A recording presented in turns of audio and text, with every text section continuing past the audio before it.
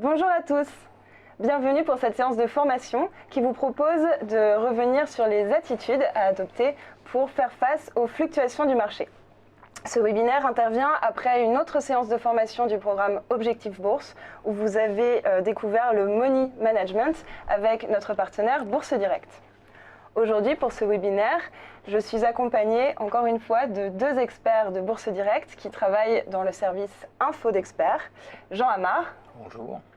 Et Giovanni Filippo. Enchanté, bonjour. Notre objectif aujourd'hui, c'est de déterminer trois attitudes clés basées sur des fondamentaux historiques qu'il ne faut pas oublier au moment d'investir en bourse. Donc pour cela, Jean et Giovanni vous présenteront quelques recettes pour bien investir dans les marchés financiers qui sont particulièrement volatiles aujourd'hui. Alors on reviendra notamment sur de célèbres adages boursiers, par exemple, faut-il rattraper un couteau qui tombe? Bien entendu, il vaut mieux l'éviter. Voilà. Nous aborderons également des pistes pour que vous soyez en mesure d'élaborer votre propre méthode de gestion à la fin de ce webinaire qui durera 30 minutes. Et enfin, nous analyserons le parcours du stress d'un investisseur en bourse.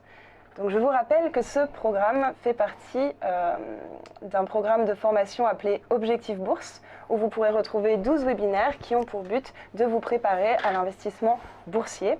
Ce programme Objectif Bourse a été élaboré avec différents partenaires experts de l'investissement boursier comme Bourse Direct, mais également Euronext, BFM Business, l'École de la Bourse et la Fédération des investisseurs individuels et clubs d'investissement. Ce programme a également reçu le soutien de l'AMF. Je vous propose maintenant de commencer avec vous, Jean.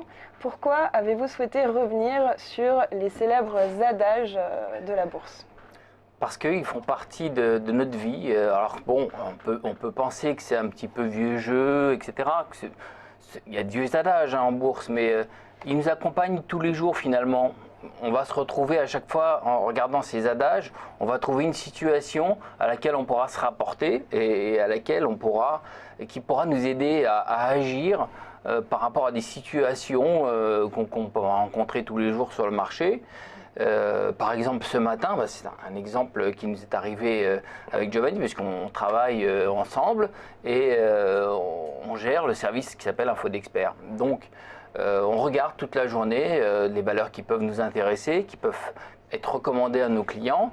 Et évidemment, quand on a une valeur qui décroche de plus de 20%, on se dit tiens, il y a quelque chose qui se passe. Et là, on s'est quand même posé la question, est-ce qu'il faut y aller, est-ce qu'il faut acheter? Bon, la valeur en question, c'est GTT, c'est une valeur qui dans le secteur pétrolier, des matières premières. Et bon, vous savez que c'est un secteur qui est très chahuté depuis le début de l'année et même l'année dernière, parce que le pétrole a énormément baissé. Et cette valeur qui baissait de 20% ce matin, on a eu envie de l'acheter. Et sur le coup, Giovanni me parle de cette valeur et je lui dis rappelle-toi de l'adage, on ne rattrape pas un couteau qui tombe. Et sur le coup, il avait l'air un petit peu, embarrassé ou même un petit peu embêté parce qu'il avait envie d'acheter cette valeur quand une valeur baisse de 20% alors qu'elle avait déjà baissé l'année d'avant, parce que l'année dernière, c'est une valeur qui a énormément baissé. Votre but, c'est de rentrer sur un point bas à ce moment-là. Parce que, à la lecture de la nouvelle, suivant l'interprétation que j'ai pu faire, je jugeais qu'il y avait un excès totalement, injustifié. Donc après, c'est vrai que là, on était en train d'enfoncer des plus bas historiques sur le titre. Donc, et à un moment donné, je me suis dit, quelle belle opportunité en quelque sorte. Et donc, et c'est vrai que là, on est rattrapé, et c'est ça, c'est un peu les adages, c'est un peu le tableau noir. On est rattrapé par ces adages-là, et il est vrai que dans un premier temps, quand un titre est lourdement sanctionné, il n'y a jamais de fumée sans feu, il faut toujours faire très attention dans un premier temps, et effectivement, on ne rattrape pas un couteau qui tombe, mais on attend plutôt que les nouvelles, je dirais, soient un peu plus étayées, qu'on ait un peu plus d'explications, quitte à payer un petit peu plus cher que ce qu'on aurait dû payer, mais je dirais que c'est une gestion un peu plus adaptée à la situation, donc d'où l'adage qui rentre en ligne de compte, qui est important dans l'approche qu'on peut avoir dans les marchés. Et ça nous a ça nous a évité de rentrer dans le titre ce matin, qui baissait déjà de 20%, puisqu'il a continué à baisser derrière. Et on aurait été bien embêté d'acheter un titre qui baisse comme ça sans avoir lu au préalable ce qui se passait réellement. Et ce qui se passait réellement, c'est qu'il y avait un souci avec un de ses plus gros clients. Et c'est un problème qui d'ailleurs n'est pas réglé, donc on ne sait pas à quoi ça va emmener. On a eu des titres comme Vallourec, bon, qui a lancé une augmentation de capital, mais c'est un titre qui a baissé énormément. On a vu 3 € vendredi, c'était presque suspendu à la baisse, il me semble. Bon, on apprend qu'il y a une augmentation de capital ce matin. Juste avant ça, il y a CGG. Et en Italie, il y a eu Saipem aussi. Bon, il y a forcément derrière ces mouvements de mauvaises nouvelles. Donc, il ne faut pas se précipiter à acheter une valeur qui baisse sous le simple et unique prétexte qu'elle baisse. Parce que tant qu'elle vaut quelque chose, cette valeur, elle peut encore baisser. C'est ridicule ce que je dis, mais c'est vrai. Ça peut très bien tomber à 0, 0,1. Et il y en a des valeurs qui ont baissé tellement fort qu'on les a retrouvées très, très basses, à des prix ridicules, et même certaines qui ont fait faillite. On peut trouver ce genre de situation. Et pourtant, il y a un autre adage qui dit acheter au son du canon et vendre au son du clairon. Donc là, on a clairement le canon qui tonne fort. Donc à la limite, ce serait presque une opportunité de profiter à un moment où ça va mal. Et voilà, je pense que c'est la conjonction de pas mal d'adages qui fait qu'à un moment donné, voilà, on prend un risque mesuré, calculé. Et c'est pour ça que les adages sont très importants dans la gestion de portefeuille. D'accord. Disons que ça peut aider. Même si ça fait partie un peu de la préhistoire aujourd'hui, dans les temps modernes de la bourse qui a énormément évolué. Aujourd'hui, quand on parle d'adage, on a l'impression qu'on vient d'un ancien monde. C'est comme acheter la rumeur et vendre la nouvelle. Il est clair que quand il y a une rumeur qui tombe sur le marché, elle fait son effet. Et que ce soit une bonne ou une mauvaise rumeur, dans le cas d'une bonne rumeur, ça va faire monter le titre. Et c'est à ce moment-là qu'il faut acheter. C'est pas une fois que la nouvelle est tombée qu'il faut acheter, parce que là c'est trop tard. Il y a les petits malins qui ont lancé la rumeur, qui vont vendre leur titre, leur papier sur le marché. Et là vous allez voir, d'un seul coup, tout le monde va essayer de vendre le titre. Et là c'est une catastrophe, quoi. Et dans l'autre sens c'est pareil. Donc c'est pareil, ce genre d'adage, il faut s'en rappeler, il faut peut-être même se les noter quelque part pour y penser, parce que c'est important, ça fait partie de la vie de tous les jours, nous qui sommes tous les jours sur le marché, et ça nous accompagne tous les jours. On les a en tête, nous, parce que bon, on connaît ce genre de situation, on n'a pas besoin de se rappeler l'adage, puisqu'on connaît ce genre de situation. Et on sait très bien que quand il y a une rumeur, c'est à ce moment-là qu'il faut acheter, et non pas quand la nouvelle est tombée, quoi. Et c'est pareil, quand on lit des articles dans les journaux, on sait très bien qu'une valeur qui a été recommandée, en général, le broker qui recommande cette valeur, c'est en quelque sorte pour vendre son étude. Donc c'est pas intéressant d'aller acheter alors que les dés sont complètement pipés, quoi, si vous voulez. Dans la plupart des cas. Après, je veux pas généraliser non plus, parce qu'il y a de vraies études qui sont faites de façon sérieuse et qui donnent, de véritables idées. Mais bon, il ne faut pas rentrer dans le piège. Il faut faire attention, il faut bien trier tout ce qu'on lit. Il ne faut pas lire le titre et plonger directement dans n'importe comment. Voilà. Je vois un autre adage que vous avez listé là dans la slide qui apparaît à l'écran. Oui. Un tien vaut mieux que deux tu l'auras. Alors ça, c'est pas forcément un adage boursier, c'est plutôt c'est quelque chose d'assez courant qu'on entend dans la vie de tous les jours également. C'est vrai, mais ça vaut également pour les marchés, quoi. Voilà, c'est ce qui est, comme on pourrait même presque dire, ce qui est pris n'est plus à prendre, quoi. C'est-à-dire qu'on va toujours des fois à la recherche du dernier euro ou de l'euro supplémentaire parce qu'on veut pousser au maximum, si vous voulez, sa stratégie pour gagner le maximum. Mais parfois, il faut effectivement savoir encaisser, prendre ses bénéfices à un moment donné, quitte à en laisser au marché. Ça fait également partie des bonnes règles et des bons adages à respecter, quoi. Surtout, je dirais, quand on n'est pas dans le bon sens. Parce que vous avez des titres, par exemple, qui baissent, donc, mais il y a des rebonds techniques. Donc ces rebonds techniques-là vous donnent l'occasion de faire une belle opération, certes sur le court terme, mais il ne faut pas oublier la tendance générale du titre. Bon, on va y revenir plus tard, mais voilà, on rentre, on prend un risque, et il vaut mieux prendre ses bénéfices dans ces cas-là. D'accord, et de la même façon, il faut savoir couper ses pertes quand on est rentré sur une position et qu'on est perdante. Oui, alors ça, bon, on en reparlera plutôt dans la gestion, si je puis dire, trouver sa bonne méthode de gestion, mais effectivement, à partir du moment où on prend un risque, il faut automatiquement déjà définir un objectif. Il faut que l'objectif soit nettement supérieur, je dirais, aux pertes qu'on est capable je dirais, de prendre. Mais effectivement, à un moment donné, sa stratégie, il faut pouvoir la couper court, si je puis dire. Sinon, voilà, ça veut dire que si sa stratégie ne marche pas et que le signal s'invalide ou que la nouvelle fait que le titre bondit un court instant, que ça se retourne rapidement, ça veut dire qu'il n'y a pas vraiment fondamentalement d'éléments qui permettent, je dirais, à la stratégie de trouver la réalisation de son objectif. Donc dans ce cas-là, quand on prend un risque ponctuel, parce que le marché fonctionne avec beaucoup de rumeurs, beaucoup de nouvelles et beaucoup de faux signaux, voilà, il faut savoir également limiter ses pertes, quitte à repayer plus cher derrière ou revenir plus tard sur le titre. C'est ce qu'on entend souvent, qu'il vaut mieux se couper la main tout de suite que de se couper le bras. Malheureusement, c'est le défaut de beaucoup d'investisseurs, que ce soit personne morale ou personne physique d'ailleurs, hein, parce que en 35 ans de marché, je dirais que j'en ai vu des vertes et des pas mûres, mais même parfois des sociétés de gestion attendent des fois le dernier carat pour couper. Après, vous avez des clients qui arrivent avec des pertes sur des fonds assez abyssales, 40-50%, qui ne comprennent pas pourquoi leurs gérants ont attendu autant de temps pour réagir. De la même façon, un particulier, il va attendre, je veux dire que en termes de communication, que le son du canon résonne de tous les côtés, que tout le monde panique pour commencer à vendre. Voilà, alors qu'il faut parfois effectivement anticiper un peu ces mouvements-là à l'avance pour éviter d'avoir des risques et voilà, et aussi concrétiser si on a des gains, essayer de réaliser une bonne partie de ces gains plutôt que de tout relâcher et après laisser le marché décider à votre place. C'est la pire des situations. Je dirais même que le piège dans ces cas-là, c'est de faire des moyennes en baisse, puisqu'on n'a pas coupé. On n'a pas placé un ordre stop pour se protéger, par exemple, et donc on se laisse entraîner par des petites positions qui finalement vous coûteront très cher. Parce qu'au départ, c'est pas grand-chose, ça baisse, on en rachète un peu, et encore un peu, et encore un peu, et puis finalement, ça représente 10%, voire 15% de son portefeuille. Et on est investi comme ça au fur et à mesure dans des valeurs qui n'ont pas de tendance haussière et qui sont au contraire dans des situations difficiles. Et ça, c'est un piège. Il faut savoir couper ce genre de position et d'y revenir plus tard, pourquoi pas, c'est pas grave. Et ce qu'il ne faut surtout pas faire, c'est le plus important quand on fait de la bourse, parce qu'on dit que la bourse, c'est la force de l'addition. Il ne faut surtout pas, quand on a réalisé 4, 5, 6, 8 opérations dans de bonnes conditions, que la septième remette tout en cause. Sinon, son modèle de gestion est totalement nul.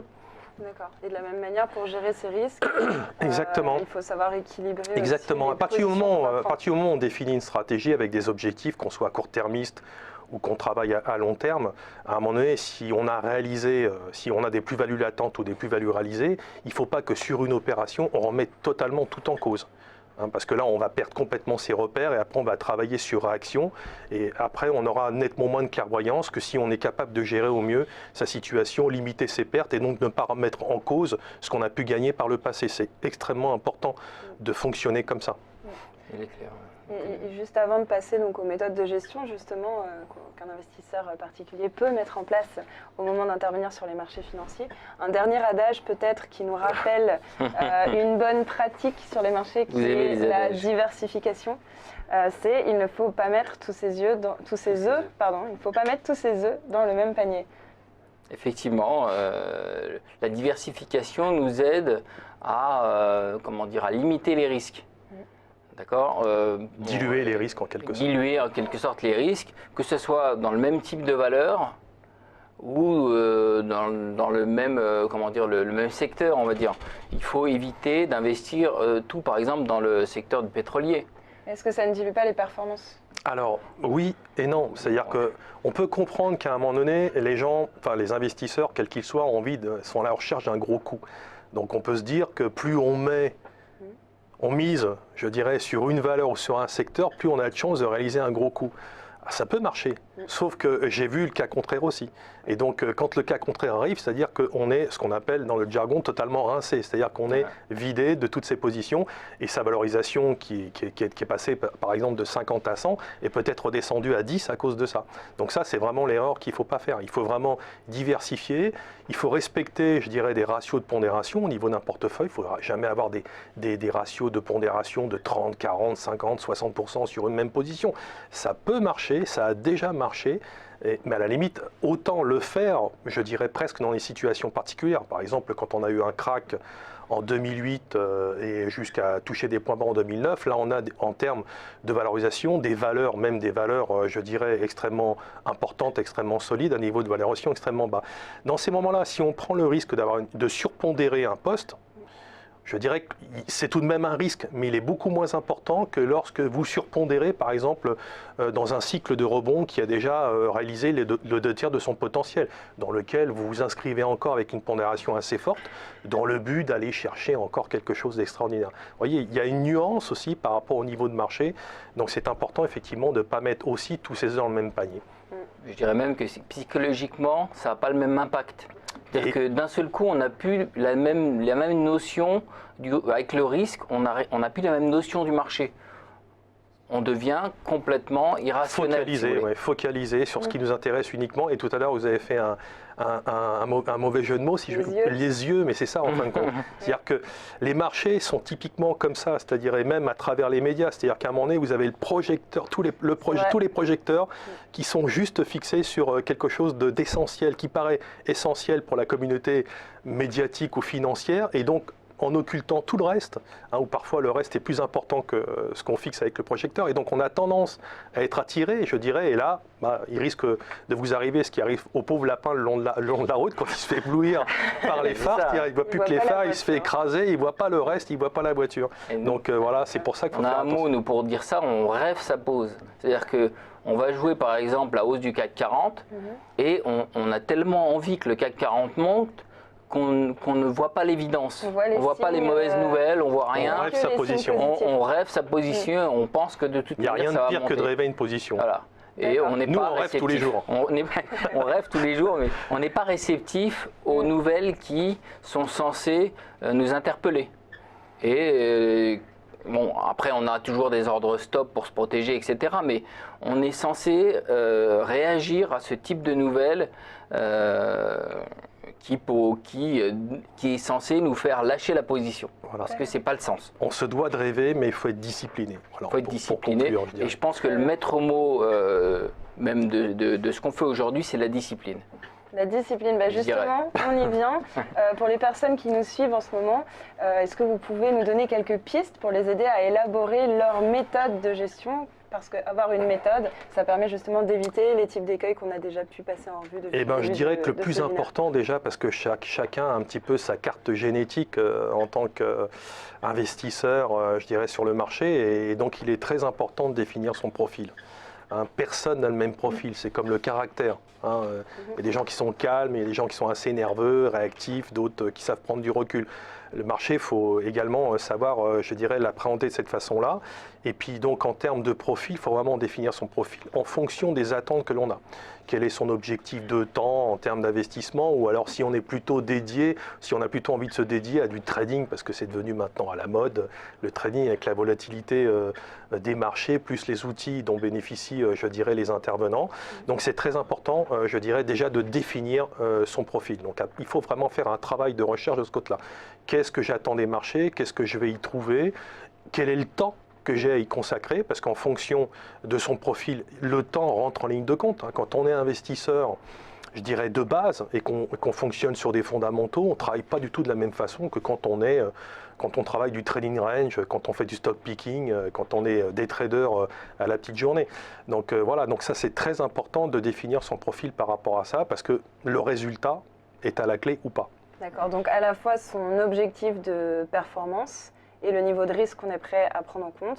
Le temps, tout en prenant bien en compte le temps qu'on peut y consacrer, c'est très important parce que il y a une routine de travail, qu'on soit investisseur ou des traders, et donc il y a, je dirais, un minimum d'investissement à faire par rapport à son profil. Et donc voilà, si on choisit un profil dynamique, mais qu'on n'a pas le temps de faire le travail pour avoir un profil dynamique, on va se planter fatalement parce que on va louper des éléments, un certain nombre d'éléments, alors que quand on est investisseur, voilà, qu'est-ce qu'on fait? On intervient que ponctuellement dans le marché lorsqu'on juge que les fondamentaux sont intéressants à partir de ce moment-là. Donc ça veut dire qu'on a peut-être 2, 3, 4 fenêtres de tir dans une année. Dans le passé, c'était beaucoup plus large que ça, et maintenant les marchés sont devenus très erratiques depuis le début du XXIe siècle. On a quand même eu 2 cracks et 7-8 mini-cracks, donc même en tant que profil investisseur, on a des fenêtres de tir beaucoup plus fréquentes qu'on ne l'avait par le passé, en tout cas moi ce que j'ai pu connaître par le passé. Donc ça demande un travail, je dirais, moins nécessiteux au niveau de la recherche et tout ça, d'autant plus si on a une activité annexe, professionnelle. Si on a que du temps pour ça, c'est différent.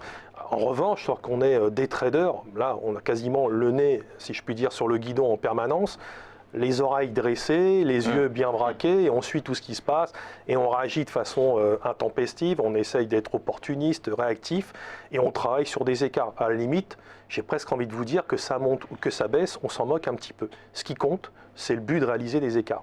Alors que sur de l'investissement long terme, on va plutôt privilégier l'investissement au long cours, voilà. Et des la valeurs rentabilité qui ont au long cours. Un potentiel de croissance justement sur ce. Exactement, mais c'est moins excitant parce qu'il y a des gens qui se disent oui, investisseur, ok, mais bon, il est prouvé maintenant que sur des années, c'est plus aussi payant qu'avant. C'est vrai que parce qu'il y a aussi des gens qui ont investi à des tops de marché, il faut dire ce qui est. Quand on investit à des bas de marché, ça reste intéressant. Quand on investit à des tops, ça l'est moins. Je prends l'exemple, par exemple, des années 2000 ou 2002, quand il y a eu la bulle Internet. Voilà, donc ceux qui se sont payés de la France Télécom à 250 ou de l'Alcatel à 97, c'est sûr qu'en profil investisseur, je pense que les titres qu'ils ont achetés à ce prix-là, ils vont les laisser à leurs petits-enfants et compagnie avant de revoir les cours. Donc c'est pour ça que c'est très important d'avoir une approche fondamentale.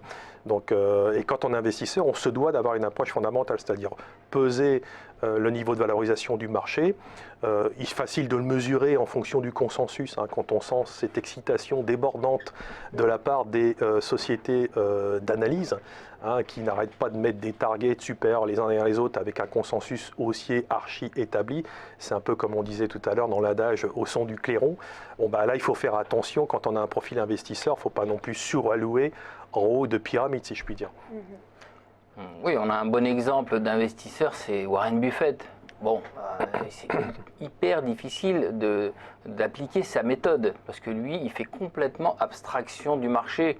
Il ne faut vraiment pas avoir besoin de son argent parce que dans les premiers temps, vous pouvez très bien avoir une forte baisse des titres sur lesquels vous avez investi parce que lui, sa méthode, c'est bon, il va étudier la société, il ne regarde pas la tendance du marché du tout. Pour lui, c'est le fondamental. Ouais. Maintenant, je dirais que pour pouvoir appliquer sa méthode, le mieux encore, ce serait peut-être d'acheter sa valeur. Mais le seul bémol, c'est qu'elle vaut un peu cher. Ouais. Oui. C'est une valeur qui approche de 200 000 $.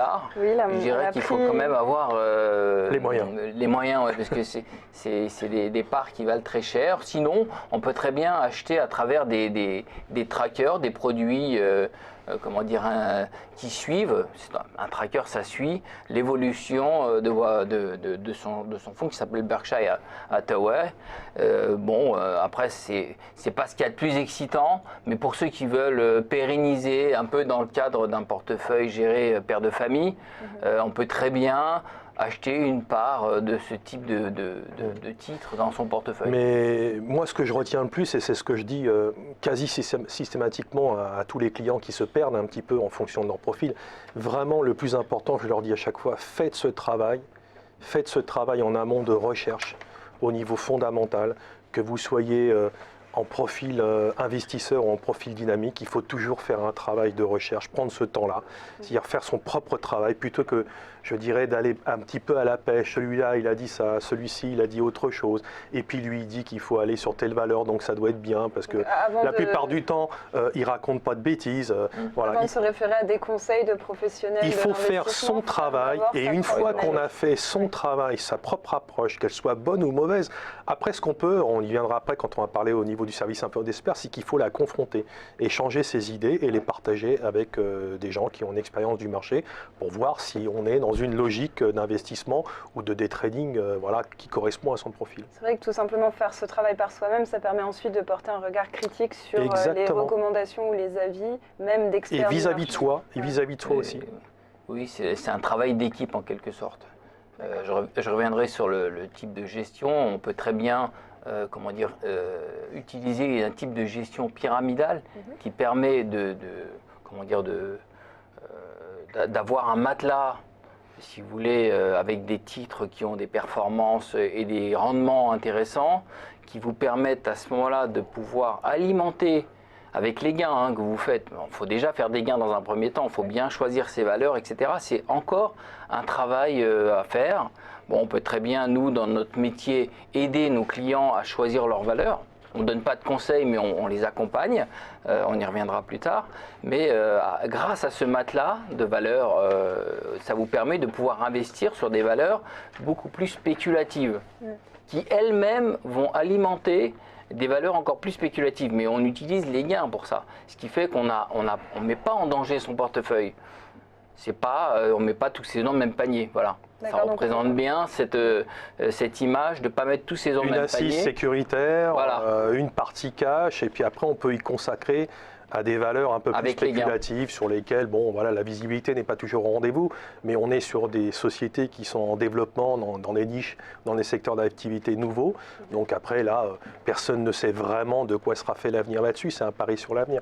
Mais voilà, quand on a construit une bonne assise, on a une partie cash, après on peut se diversifier vers quelque chose d'un peu plus spéculatif, avec des ratios minimes dans un premier temps. Et comme on dit toujours également dans un adage, il vaut mieux toujours renforcer à la hausse que renforcer à la baisse. Ah oui. Voilà, même si c'est difficile pour beaucoup de personnes de comprendre qu'à un moment donné, il peut acheter moins cher. Et là, vous lui dites, oui, j'ai acheté et maintenant ça monte et vous me dites de racheter encore plus cher. Ben oui, mais c'est plutôt dans ce sens-là qu'il faut opérer que dans le sens contraire. Donc consolider sa position à la hausse, c'est réinvestir sur les positions qui sont gagnantes. Ben oui, parce que quand vous avez une ligne de tendance qui se décrit sur une valeur et que le titre progresse graduellement, il faut investir graduellement et accompagner le mouvement. Alors quand vous achetez un titre à un moment donné et que la situation se détériore, je veux dire, si vous rentrez à la baisse, vous dégradez non seulement votre position, mais vous amplifiez votre risque. C'est l'exemple que j'ai donné tout à l'heure, de s'enfoncer au fur et à mesure, de faire des moyennes en haut, en baisse sans arrêt, et d'avoir un portefeuille qui... Et on finit par tout lâcher au son du canon. Ah bah oui, on vend au mauvais moment finalement. Oui. Parce que bon, on a tellement de mauvaises valeurs dans notre portefeuille que... Non, c'est vraiment pas la bonne solution. Vous voulez qu'on parle un petit peu de ce qu'on fait Qu'est-ce que vous faites pour présenter aux personnes qui nous regardent ce que vous faites dans le service Info d'Expert de Bourse Direct? Alors notre travail principalement, c'est de l'aide à la décision. Donc nous avons des clients qui ont choisi de prendre un abonnement chez Bourse Direct au service Info d'Expert pour la simple et bonne raison que ces clients-là ont besoin d'aide. Même si ce sont des clients qui ont l'habitude des marchés, même si ce sont des clients, moi-même j'ai besoin d'aide, Moi-même j'ai besoin d'aide et j'ai besoin, et c'est pour ça qu'on est plusieurs, et qu'on se parle et qu'on s'aide et qu'on confronte nos idées, parce que face au marché, on n'est jamais sûr de rien. Et on l'a dit tout à l'heure, il faut se créer une communauté à un moment donné. C'est important de dialoguer, d'échanger, même s'il ne faut pas que la communauté devienne trop importante.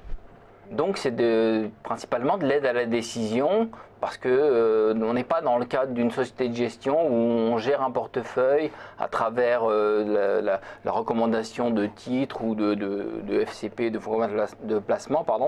Donc nous intervenons ponctuellement, on a des portefeuilles.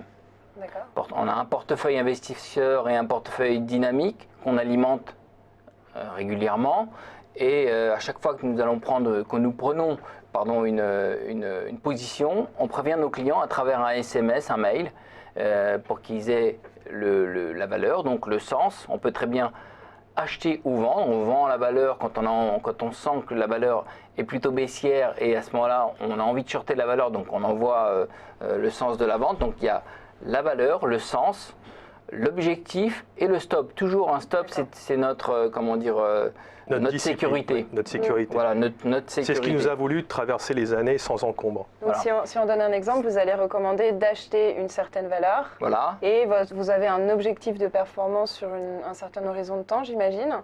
Et le stop, c'est à partir de quel moment, si l'anticipation ne se réalise pas, il faut couper la position. Voilà. Alors que vous avez aussi un objectif de prise de profit. On se règle en fonction de la configuration de la valeur et du timing du marché également, parce que, comme je dis toujours aux clients, certains titres peuvent être à contre-tendance en fonction de nouvelles, mais bon, s'il n'y a pas de nouvelles particulières, le titre ne va pas avancer sans le marché. Ni le titre ne va pas forcément baisser sans le marché. Donc nous, on essaye d'intervenir dans un timing parfait entre la tendance du marché et puis la tendance du titre. À partir de là, vous avez des niveaux d'intervention qui sont définis et on voit bien à travers, par exemple, l'analyse graphique ou technique, les niveaux en deçà desquels il ne faut pas passer, au-delà desquels il faut passer pour espérer. Donc quand on définit une stratégie, on ne prend pas un risque à un moment donné quand on achète une valeur à 10 pour vendre à 11 et stopper, je veux dire, avec le même niveau de perte. Quand on y va, il faut qu'on ait un potentiel de gain nettement supérieur, au moins du double, voire du triple par rapport au niveau de perte. Sinon, je dirais, dans une bonne gestion, c'est pas, je dirais, intéressant de prendre un risque si on y va juste pour à équivalence de gains et de pertes. Voilà. Donc nous, on définit ces stratégies de cette façon-là. Donc après, en fonction de l'intensité du marché, de la nervosité, de la volatilité, la réalisation des objectifs, elle se fait plus ou moins vite. C'est des fois en quelques heures, quelques jours, quelques semaines. Ça dépend si le marché est en train d'accumuler en partie haute ou en partie basse, ou s'il y a des nouvelles ou des rendez-vous importants à venir, et à un moment donné, vous mettez en place une stratégie. Donc, en fonction d'un certain nombre de critères, elle met plus de temps à se mettre en place. Mais disons que sur du dynamique, on recherche plutôt des gains entre, on va dire, 6 et 10% par exemple, et des niveaux de perte, je dirais, au maximal entre 3 et 6%. À la différence, quand on fait de l'investisseur, pour peu que le marché se prête à un niveau dit d'investissement, là on va chercher des gains nettement supérieurs. C'est-à-dire ça peut aller de 10, 15, 20% et plus si affinité, si je puis dire. Après, il y a aussi le critère de ratio. C'est-à-dire que nous, depuis un certain temps, par exemple, à la différence de 2011 où on était tombé à des plus bas, ou 2009, on avait des ratios de pondération quand on prenait un risque plus important. Par exemple, quand on faisait du dynamique ou de l'investisseur, on montait à 10% de pondération sur une valeur dans le portefeuille. Aujourd'hui, comme on estime que les marchés sont dangereux, comme on estime que les marchés n'ont pas un profil d'investisseur adapté, par exemple, quand on fait une stratégie d'investisseur, on ne met que 3% de ratio sur la valeur. Donc, par voie de conséquence, on peut se mettre un stop beaucoup plus important. Voyez. Donc il y a aussi à travers Info d'Expert, on mesure aussi à travers les recommandations qu'on fait, que ce soit investisseur ou dynamique, le niveau de gain, le niveau de risque, mais également le niveau de ratio en fonction des niveaux de marché. Ça, c'est très important de moduler. D'accord. Je dirais que le scénario qu'on va apporter à chaque fois, ça nous permet de laisser nos émotions au vestiaire. Oui. C'est ça. On va suivre le scénario. On a atteint l'objectif, on vend. On a atteint le stop, on stoppe. On vend. On s'en débarrasse. C'est très clair dans ce qu'on s'est dit depuis le début de ce webinaire. C'est important d'avoir une méthode. Ce qui n'empêche pas à tout moment, s'il y a un événement qui fait que, on abandonne une stratégie.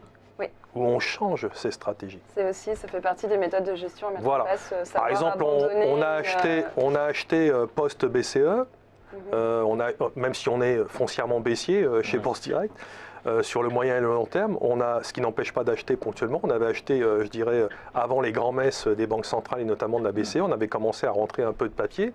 Voilà, le marché monte et à un moment donné, comme on a une stratégie de fond qui est plutôt baissière, à un moment donné, on modifie la stratégie, c'est-à-dire qu'on déplace les stops. Parce que si le mouvement s'est réalisé d'un bon tiers, de deux bons tiers, ou qu'on estime qu'à un moment donné, le marché est en train de s'essouffler, là, on modifie nos stratégies en remontant nos stops au plus près des prix qui, en cas de retournement, nous permet de sortir et de prendre le maximum de gains à ce moment-là. Voilà. Quitte à regretter, mais voilà, c'est une gestion organisée par les stops, une appréciation du risque, et on s'y tient.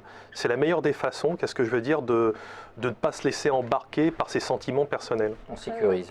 Alors, avant de terminer et de revenir sur trois attitudes fondamentales à adopter pour bien investir sur les marchés, vous vouliez dire peut-être quelques mots sur le parcours de stress d'un investisseur en bourse. Il y a des sortes de niveaux, de paliers de stress par lesquels on passe. Alors j'ai l'impression qu'on commence avec une prise de position, donc l'achat de position avec un certain espoir de gain, et puis on va monter vers un niveau de stress qui va tendre vers d'abord un sentiment de fierté si notre anticipation se réalise, puis on va en vouloir toujours plus quand on atteint des niveaux peut-être de 15% de performance, et ensuite on va peut-être rentrer dans un biais de ne jamais être satisfait et vouloir attendre que ça monte plus. On va constamment flatter son ego. Voilà. D'où le scénario. Le risque, c'est de ne pas prendre sa position à ce moment-là, de Pas prendre ses bénéfices. ne pas prendre ses bénéfices, oui, tout à fait, de ne pas couper sa position, et puis ensuite d'avoir la valeur qui baisse, et là de ne pas être capable de couper, d'exprimer Exactement. des regrets, d'attendre, de me dire je vais me refaire, ça va remonter, et peut-être de couper typique, sa oui. position trop tard. Donc ça c'est vraiment quelque chose que On coupe même pas. vous voyez, On le c'est voit tous les typiquement, jours. voilà. Mais le pire, c'est qu'on coupe même pas, c'est qu'on va tomber dans le piège et on va faire des moyennes en baisse. On disait tout à l'heure, rêver ses Voilà. positions. Voilà. On part d'un gain et puis finalement on va perdre énormément d'argent, c'est dommage. Donc c'est vraiment une bonne illustration pour complètement, conclure ouais. ce webinaire. C'est important d'avoir des méthodes de gestion en tête Méthode et de de se Exactement. fixer des objectifs de performance et des niveaux au moment où on investit Voilà. des niveaux. Le tableau noir, à partir le duquel tableau on de pourra bord, penser le que tableau noir, le l'anticipation tableau de s'est bord. réalisé ou non, et donc définir quand on veut prendre ses bénéfices tout simplement ou couper ses gains. Exactement. Donc on peut conclure maintenant sur trois bonnes attitudes à avoir pour investir en bourse. En quelques mots, vous avez noté définir une méthode cohérente et s'y tenir, faire preuve de précaution et de prudence, et enfin savoir prendre ses bénéfices. Je pense que c'est C'est une une bonne vraie force. conclusion pour tout ce qu'on a vu. Oui, tout à fait. La force de l'addition. Voilà. Tout à fait. Alors, merci à vous, Jean. De rien, au plaisir. Merci Giovanni. Donc, je rappelle que Giovanni Filippo et Jean Amar font partie du service Info d'experts de Bourse Direct et nous ont fait l'honneur d'animer ce webinaire avec nous aujourd'hui. Merci à tous de nous avoir suivis. Je vous rappelle que pour toute question sur le programme de formation Objectif Bourse, pour voir les autres webinaires qui font partie de ce programme, on a parlé un petit peu plus tôt d'analyse graphique ou Oui. analyse technique qui peut être utilisée pour définir ses objectifs de performance. On aura, dans le cadre d'Objectif Bourse, un webinaire consacré à l'analyse technique, qu'est-ce que c'est et comment l'utiliser pour bien investir. Si vous voulez également passer à la pratique avec le portefeuille virtuel qui est mis à votre disposition par Bourse Direct, vous pouvez vous rendre sur le site internet d'Objectif Bourse, www.objectifbourse.fr. Merci.